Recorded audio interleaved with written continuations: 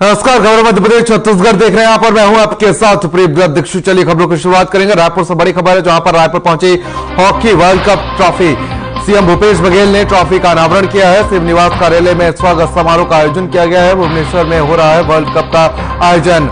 जीत के लिए hockey India को सीएम ने शुभकामनाएं दी हैं। शुभकामना बैनर पर सीएम ने हस्ताक्षर भी किया। बड़ी खबर रायपुर से, जहां पर आपको बता दें कि ट्रॉफी पहुंची और ट्रॉफी को लेकर सीएम ने यहां पर स्वागत किया है। सीएम भूपेश बघेल ने यहां पर स्वागत किया है और इस दौरान आपको बता दें कि सीएम ने हस्ताक्षर भी किया है और साथ ही टीम को बधाई भी दी है, शुभकामनाएं दी है। मुख्यमंत्री भूपेश बघेल ने ट्रॉफी का अनावरण भी किया है। मुख्यमंत्री निवास कार्यालय में इस ट्रॉफी का अनावरण किया गया है।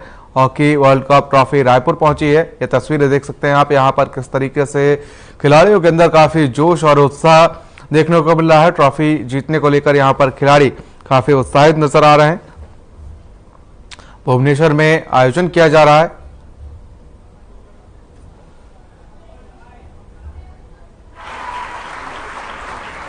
तो स्वागत समारोह में उपस्थित हमारे खेल मंत्री आदरणीय उमेश पटेल जी, वरिष्ठ विधायक पूर्व मंत्री आदरणीय सत्यनारायण शर्मा जी, भाई कुलदीप जुनेजा जी, भाई विकास उपाध्याय जी, रश्मि सिंह जी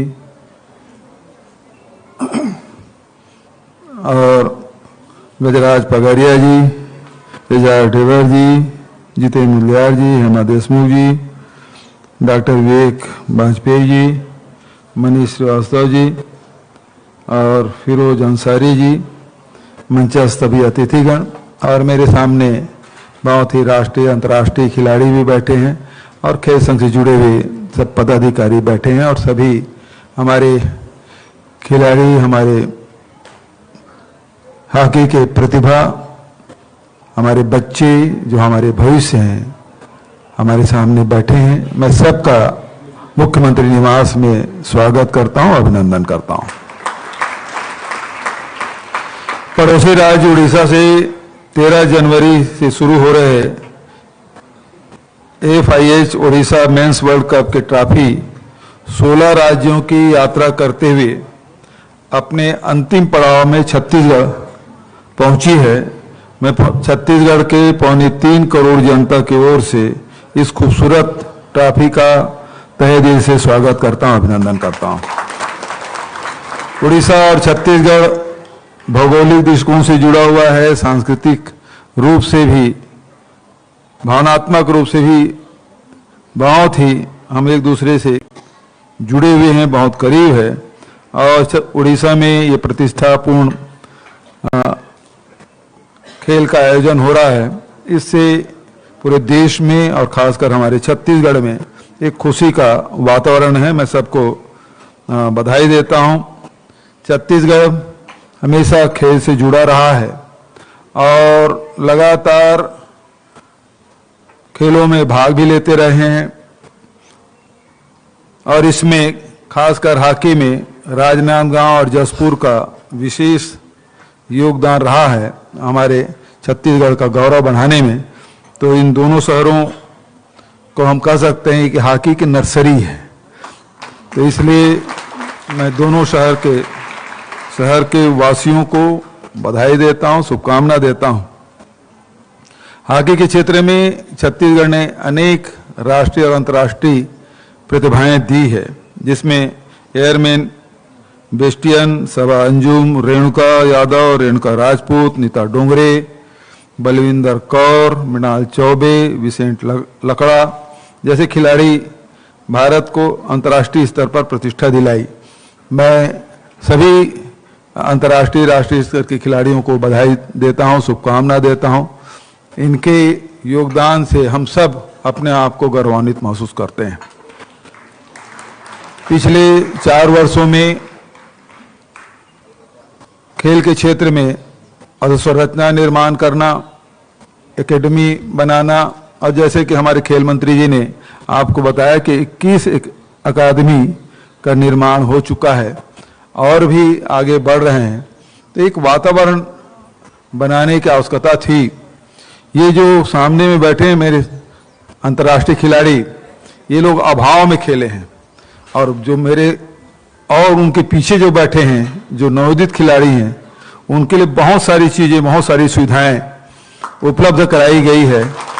तो मैं उम्मीद करता हूं हमारे बच्चों से कि इनसे भी आगे बढ़कर अंतर्राष्ट्रीय स्तर पर आप प्रतिष्ठा पाएं और हम सबको गौरवान्वित करें। जहां तक कि छत्तीसगढ़ की बात है, तो छत्तीसगढ़ में एक वातावरण बनाने की हम लोगों ने कोशिश की। आप सब ने देखा कि अभी छत्तीसगढ़िया ओलंपिक चल रहा है और उसमें 4 ग्रुप में बांटे हैं, 18 साल के कम उम्र के और 18 से 40 वर्ष के, 40 से 60 वर्ष, इस प्रकार से ग्रुप में बांट दिए हैं। और उसमें छत्तीसगढ़ के जो लोक खेल है, चाहे वो पिट्टूल हो, भौरा हो, कंचा हो और खो खो हो, कबड्डी तो अंतर्राष्ट्रीय खेल हो गया है, खो खो भी की पहचान है, गेड़ी दौड़ है, और सबसे जो देश में कहीं नहीं खेला जाता, केवल छत्तीसगढ़ में वो खेल की पहचान है, वो फुगड़ी है। फुगड़ी हमारे हॉकी खिलाड़ियों को भी खेलना चाहिए। तो उसको आपको मैदान में जाने की जरूरत नहीं है, आप घर में प्रैक्टिस कर सकते हैं। 2 जने हो, 4 जने हो, ना हो तो अकेले खेल सकते हैं। तो फुगड़ी खेलने से निश्चित रूप से पूरे शरीर का एक साथ व्यायाम होता है। और अब के नए बच्चे तो खेले नहीं है, लेकिन पुराने जो लोग हैं वो फुगड़ी खेलते थे। और यही कारण है कि 60 और 65 साल के जो महिलाएं हैं वो फुगड़ी खेल के अव्वल स्थान में प्राप्त किए हैं। और उनका रिकॉर्ड मतलब 30-30, 35-35 मिनट तक के कंटिन्यूशन में वो फुगड़ी खेलने के उनका रिकॉर्ड है। तो ये यदि उसमें देखिए, जब एक कोई खेल खेलते हैं तो इसका मतलब दूसरा खेल ना खेलें ऐसा नहीं है। दूसरे खेल भी खेलते रहेंगे तो उसका फायदा अपने मुख्य जो खेल है उसमें जरूर मिलता है। यदि फुगड़ी खेलेंगे तो निश्चित रूप से इसका लाभ मिलेगा। यदि पिट्टूल और कंचा भी खेलते हैं तो समझ लो आपके एकाग्रता में और निशाना लगाने में आपको सहायता देगी। तो ऐसा नहीं दूसरे खेल को आप ना खेलें, जहां समय मिलता है दूसरे खेल भी खेलें, लेकिन मुख्य रूप से जब मान लो हॉकी के खिलाड़ी हैं तो पूरा ध्यान है वो हॉकी खेल में होना चाहिए, लेकिन साइड में ये भी खेल खेलते रहें ताकि उसे आपको एक सपोर्ट मिले। तो इसलिए ये जरूरी है कि दूसरे खेलों को भी प्रति हमारा लगाव होना चाहिए, दूसरे खेल में भी हमको पारंगत होना चाहिए। तो मैं बच्चों को खूब बधाई और शुभकामना देते हुए जो अकादमी खोले हैं, आप देखेंगे अब चाहे वो तीरंदाजी के क्षेत्र में हो, बैडमिंटन में अब नेशनल सिलेक्शन छत्तीसगढ़ में हुआ है। अब क्रिकेट में आप देखेंगे अब हम लोगों ने रोड सेफ्टी मैच 2-2 करा लिए, अब तीसरा इंटरनेशनल मैच होने वाला है। तो लगातार हमारी सरकार है वो खेल के प्रति समर्पित रहा है। इस अवसर पर आप सबको बधाई, धन्यवाद, जय हिंद। चलिए खबरों में आगे बढ़ेंगे। Hockey world cup trophy Raipur पहुंची और मुख्यमंत्री भूपेश बघेल ने ट्रॉफी का अनावरण किया और मुख्यमंत्री निवास कार्यालय में स्वागत समारोह का आयोजन किया गया है और विश्व कप आयोजन स्थल भुवनेश्वर के लिए ट्रॉफी रवाना होगी। और चक दे इंडिया नारे के साथ मुख्यमंत्री ने हॉकी वर्ल्ड कप का ट्रॉफी उठाई हुई। साथ ही आपको बता दें जीत के लिए हॉकी इंडिया को मुख्यमंत्री ने शुभकामनाएं दी हैं। साथ ही भारत को विश्व विजेता बनाने के लिए शुभकामना बैनर पर मुख्यमंत्री ने हस्ताक्षर किए और इस पर पत्रकारों से चर्चा करते हुए मुख्यमंत्री ने कहा कि 16 राज्यों से घूमते हुए हॉकी ट्रॉफी छत्तीसगढ़ पहुंचा और बच्चे बहुत उत्साहित हैं और वर्ल्ड कप को देखने के लिए छत्तीसगढ़ के बच्चे जाएंगे और राज्य सरकार लगातार खेल को बढ़ावा देने के लिए प्रतिबद्ध है। और छत्तीसगढ़ में खेल के लिए जसपुर बिलासपुर में एकेडमी का निर्माण किया गया है और खेलों को बढ़ावा देने के लिए राज्य सरकार काम कर रही है।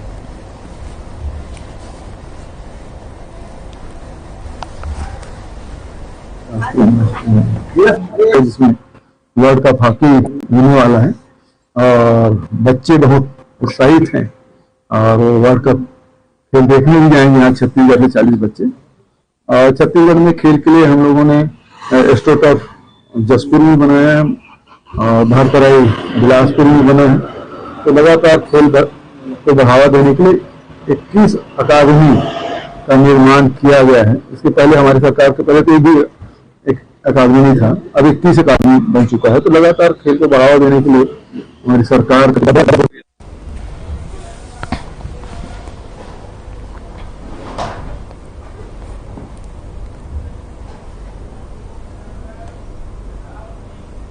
चलिए खबरों में आगे बढ़ेंगे। दंतेवाड़ा के नारायणपुर जिले के सीमा से लगे शेरपाल, तमरीगुड़ा और साथ ही आपको बता दें कि हांदाबाड़ा में बच्चे के बीच पहुंचकर पीपल्स केयर के सदस्य पहुंचे और उन्होंने गर्म कपड़े बांटे हैं और इसके साथ ही समिति के सदस्यों ने चॉकलेट, बिस्कुट जैसी अन्य खाने की चीजें भी दी हैं। बता दें कि पीपल्स केयर समिति हमेशा जरूरतमंदों की सेवा में तत्पर रहता है और पीपल्स केयर समिति के प्रांत उपाध्यक्ष ओम सैनी ने बताया कि वे शेरपाल, तमरीगुंडा और हांदावाड़ा पहुंचे, जहां पर बहुत सारे बच्चे दिखे और जिनके बदन पर कपड़े के सर्दी में पहने हुए नहीं थे और साथ ही आपको बता दें कि उन्होंने तुरंत ही समिति से स्वेटर के प्रबंध कर ग्रामीण क्षेत्रों के बच्चों को बांटे हैं।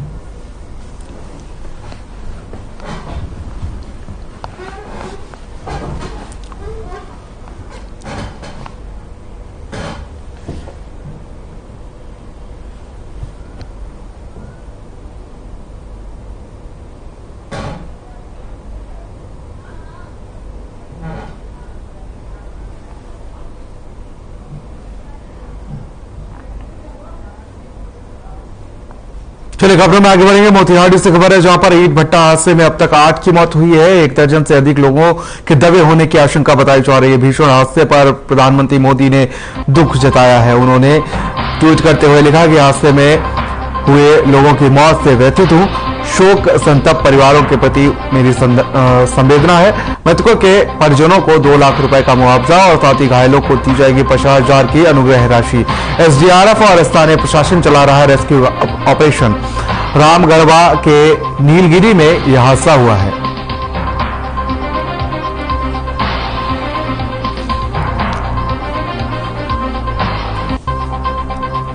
तो आपको बता दें कि मोतिहारी में हादसा हुआ है। यहां पर आपको बता दें कि भीषण हादसे में यहां पर पीएम मोदी ने ट्वीट किया है और मृतकों के प्रति शोक संवेदना व्यक्त की है और साथ ही उन्होंने मृतकों के परिजनों को 2 लाख रुपए की आर्थिक सहायता की बात कही है और साथ ही जो घायल हुए हैं उनको 50,000 की राशि दी जाएगी। ये ट्वीट किया है प्रधानमंत्री मोदी ने और ट्वीट करते हुए उन्होंने लिखा कि इस हादसे को लेकर काफी व्यथित हूं और मृतकों की आत्मा की शांति के लिए प्रार्थना करता हूं। साथ ही जो भी घायल हुए हैं उनको 50,000 की राशि और साथ ही मृतकों के परिजनों को 2 लाख की सहायता राशि दी जाएगी।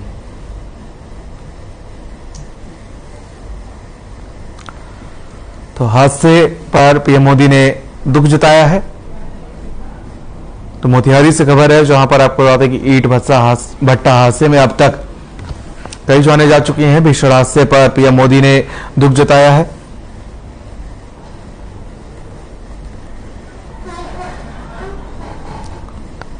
तो पीएम मोदी ने ट्वीट किया है, ये तस्वीरें देख सकते हैं आप। उन्होंने लिखा कि pained by the loss of lives due to mishap at the bricks kiln in Motihari.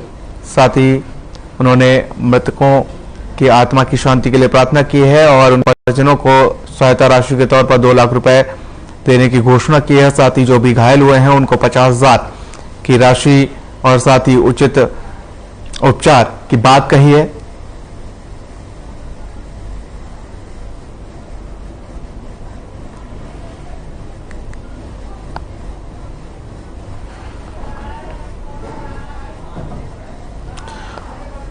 ईंट भट्टा हादसे में बात की जाए तो यहां पर लगभग 8 लोगों की मौत हुई है और भीषण हादसे पर प्रधानमंत्री नरेंद्र मोदी ने ट्वीट कर शोक संवेदनाएं व्यक्त की हैं। बात की जाए तो यहां पर यह भीषण हादसा हुआ है और इस हादसे में अब तक 8 लोगों की मौत की खबर सामने आई है।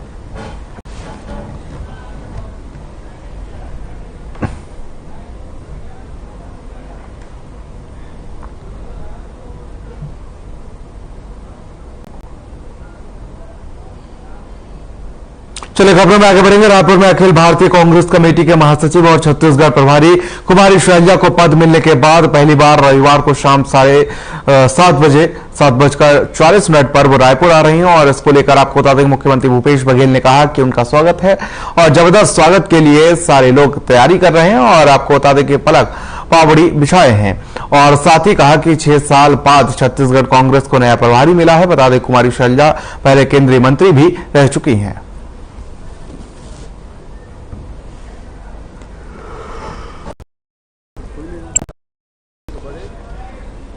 कांग्रेस के प्रदेश प्रभारी का पहली बात, हमारे उत्पादक को उसको ज्यादा कीमत मिलेगा। पहाड़ी बिछाया है, नया प्रभारी के 6 साल बाद हमको नया प्रभारी मिला है। और सैया जी केंद्रीय मंत्री रही हैं, बहुत अनुभवी हैं और संगठन में वो प्रदेश के अध्यक्ष रहे, हरियाणा प्रदेश कांग्रेस कमेटी के CWC के मेंबर भी हैं। तो उनका अनुभव का लाभ हमको मिलेगा और निश्चित रूप से कल जब आएंगी हमारे कांग्रेस के लोग जबरदस्त स्वागत भी करेंगे। तो हमारे उत्पादक को उसको ज्यादा कीमत मिलेगा और कुछ लोग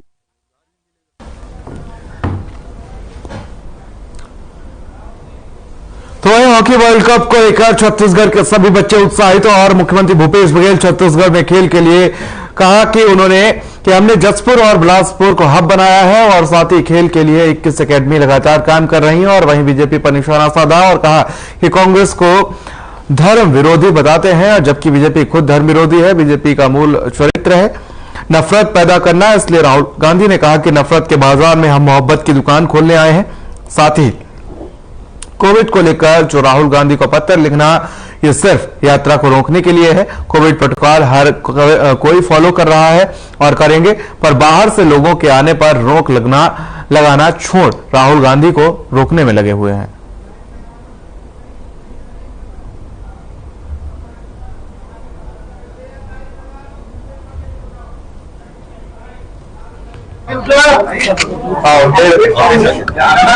ये बात कांग्रेस सरकार में जब बात कही गई थी तो हम लोग कहा गया था कि राम विरोधी।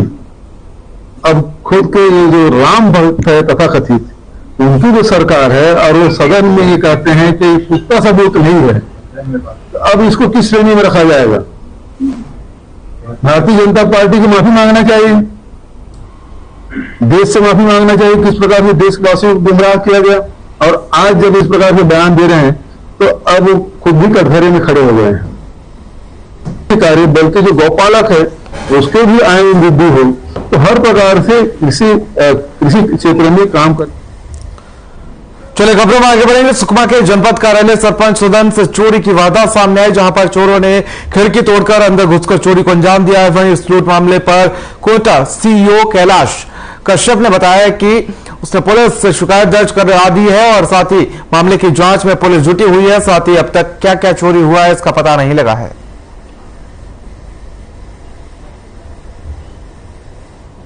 तो आपको बता दें कि चोरी का मामला सामने आया है, जहां पर आपको बता दें कि पुलिस से शिकायत की गई है। तो वहीं आपको बता दें सुकमा में चोरों के हौसले लगातार बुलंद नजर आ रहे हैं और इसी को लेकर आपको बता दें कि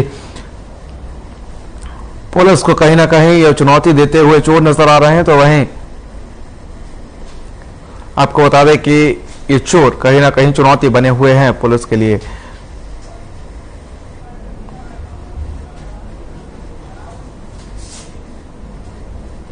और सीधे लिए चलते हैं आपको अंतर्राष्ट्रीय विराट सूर्ययान शिक्षा महोत्सव 2022 में।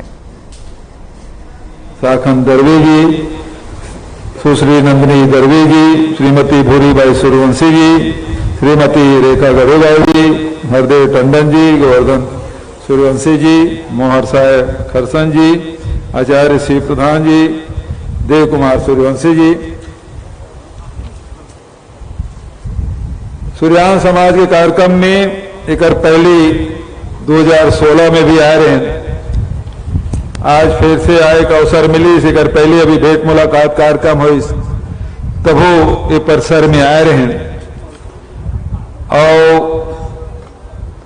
ये परिसर में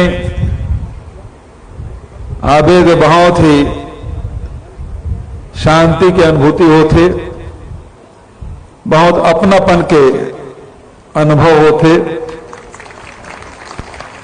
चाहे सियान मन के आशीष मिले तब, चाहे बहनी मन के माया दुलार मिले तब, बहुत ही अनुशासित और बहुत शालीन तरीका से, बहुत अपनापन से सब स्वागत करे। तेकर बार बारंबार आप सब लोग धन्यवाद। आज हम जिन बैठे हैं,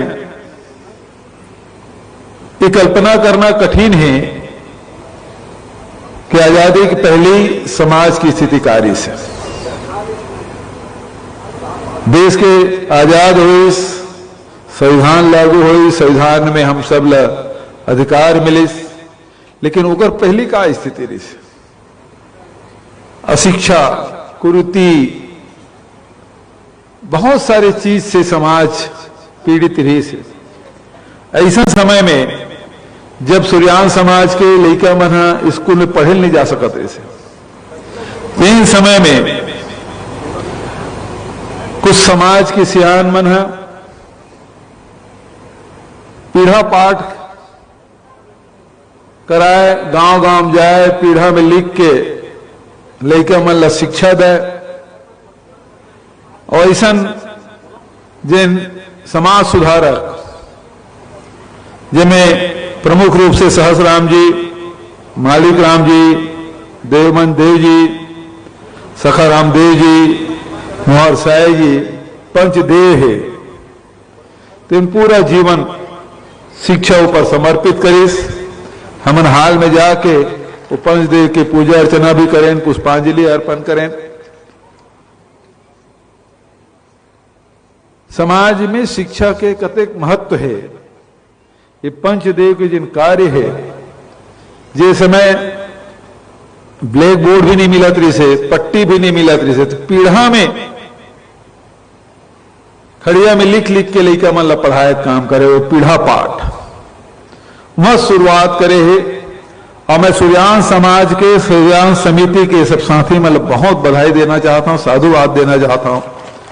जब पूर्वज मन ला याद रखे और पूर्वज मन के जिन सम्मान है, ओकर जिन योगदान है, वो आज के पीढ़ी ला, पीढ़ी दर पीढ़ी वो हस्तांतरित करे के काम सूर्यान शिक्षा समिति के द्वारा एक गए। मैं बारंबार मतलब साधुवाद देता हूं, बधाई देता हूं, शुभकामना देता हूं। काबर के कोई भी समाज अपन इतिहास ला, अपन महापुरुष मन के योगदान ला यदि विस्मृत करते, भुला देते, तो नौकर वर्तमान अच्छा हो, नौकर भविष्य सुरक्षित रहे। और सूर्यान समाज अपन महापुरुष मन ला, पंचदेव ला न केवल कोई मूर्ति बनाए है, बल्कि कोई योगदान ला निरंतर पीढ़ी दर पीढ़ी हस्तांतरण करते। मैं पुनः सूर्यान समाज ला बधाई देता हूं, शुभकामना देता हूं। शिक्षा के महत्व हमारे पुरखा मन पहले ही समझ ले रही, और वही पाए के शिक्षा ऊपर विशेष जोर दे। बाबा साहब अम्बेडकर भी के एक शिक्षित बनो, संगठित हो और संघर्ष करो। ये और इस बुलेटिन फिलहाल के लिए इतना है। मुझे दीजिए इजाजत, नमस्कार।